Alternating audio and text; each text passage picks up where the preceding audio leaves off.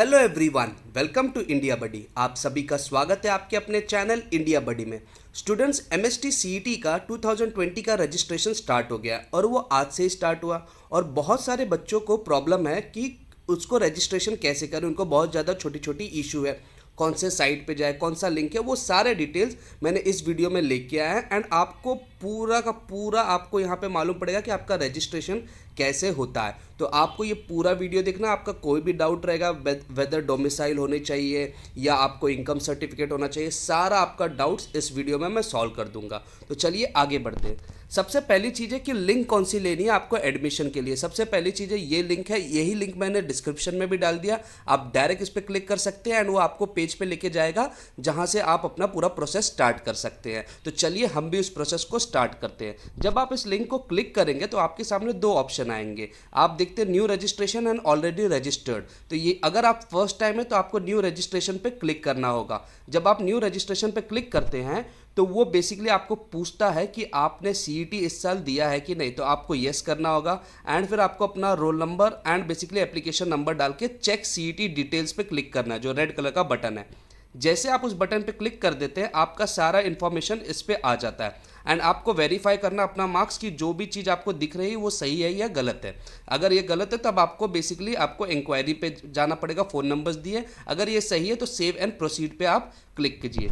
जब आप save and proceed पे क्लिक करते हैं तो वो पूछता है कि सीईटी के अलावा भी आपने कोई और भी पेपर दिया है, जैसे कि कुछ लोग जेई मेंस से होते हैं या फिर अगर आप एनआरआई कोटा है तो आप वो सारा इन्फॉर्मेशन डाल सकते हैं। सेव एंड प्रोसीड करते हैं।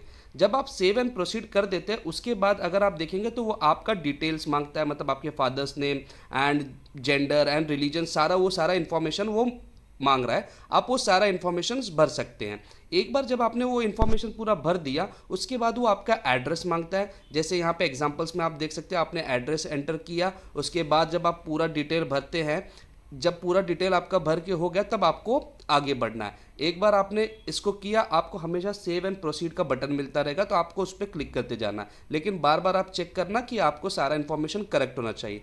जहाँ पे आपको रेड कलर के एस्ट्रिक दिखते एक एक कॉलम के आगे एक स्टार जैसा बना रहेगा जिसको एस्ट्रिक बोलते हैं, मतलब वो कॉलम कंपलसरी है, उसको बिना भरे आप नहीं जा सकते।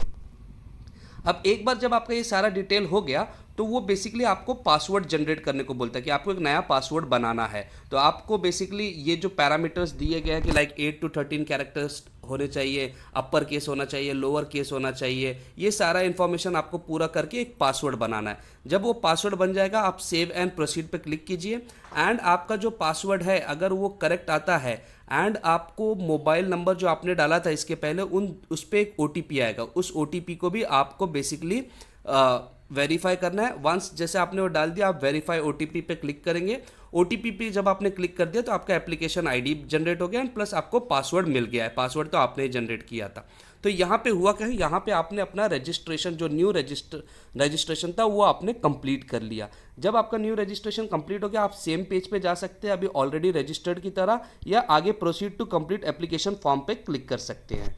जब आप एक बार उस पर जाते हैं, जैसे मैंने कहा कि ऑलरेडी रजिस्टर्ड पे क्लिक करोगे तो आपको एप्लीकेशन आईडी एंड पासवर्ड मांगता है। एप्लीकेशन आईडी आपके सामने ही जनरेट हुआ है एंड पासवर्ड आपने खुद बनाए हैं। उस पर जब आप क्लिक कर देते हैं तो फिर वो आपको पूछता है आप कौन से कैटेगरी के हैं, Maharashtra type A, Maharashtra type B, Maharashtra type C. आप देख सकते हैं कि यहाँ पे मेंशन भी किया गया कि टाइप ए कौन होंगे, टाइप बी कौन होंगे और टाइप सी कौन होंगे। टाइप ए वो लोग होंगे जो जिनकी डोमिसाइल महाराष्ट्र की है या उन्होंने बर्थ महाराष्ट्र में हुआ है, वो एक इंपॉर्टेंट चीज़ है, या 10th एंड 12th महाराष्ट्र से पढ़े हैं। अगर उनके केस में ऐसा नहीं है, उनके किसी पेरेंट्स का है, तो वो टाइप बी में आएंगे। तो आप चेक कर सकते हैं आप किस कैटेगरी में आते हैं। इसके बाद जब कभी भी आपको एक चीज़ याद रखना कि जब आपने जो भी टाइप डाल दिया आपको उसी के डॉक्यूमेंट्स आगे मांगेंगे। अब कुछ लोगों का प्रॉब्लम है कि वो कह रहे हैं कि हमारे पास इनकम सर्टिफिकेट नहीं है, या कुछ लोग कह रहे हैं कि हमारे पास जो कास्ट सर्टिफिकेट का रिसिप्ट है वो चलेगा नहीं। वो आपको आप अभी फ़िलहाल अगर आप करते भी हैं तो आपका जो फॉर्म वेरिफिकेशन है उसमें वो रिजेक्ट कर दिया जाएगा। मान लीजिए मैंने एससी कैटेगरी डाला और मेरे पास उसका सर्टिफिकेट नहीं है तो मैं जनरल कैटेगरी का हो जाऊंगा, तो वो आपके रैंक पे भी असर पड़ जाएगा और आपके एडमिशन के लिए भी। तो आपको सोच समझ के इस चीज़ को भरना है। एक बार आपने जब उस चीज़ को भर दिया, जैसे मान लीजिए किसी ने टाइप ए भरा, तो आपको बताना पड़ेगा कि आप टाइप ए को प्रूव करने के लिए आप क्या दे रहे हैं। तो कुछ लोग कहेंगे मैं डोमिसाइल दे रहा हूँ, कुछ लोग कहेंगे मैं बर्थ सर्टिफिकेट दे रहा हूँ, या जो भी चीज़ें आप वो इन्फॉर्मेशन डाल दीजिए। जब आपका वो इन्फॉर्मेशन हो गया उसके बाद आपको बीच में मार्क्स फिलिंग के बारे में आएगा, मतलब आपके वापस सीईटी के एंड जेई के मार्क्स पूछेंगे अगर है।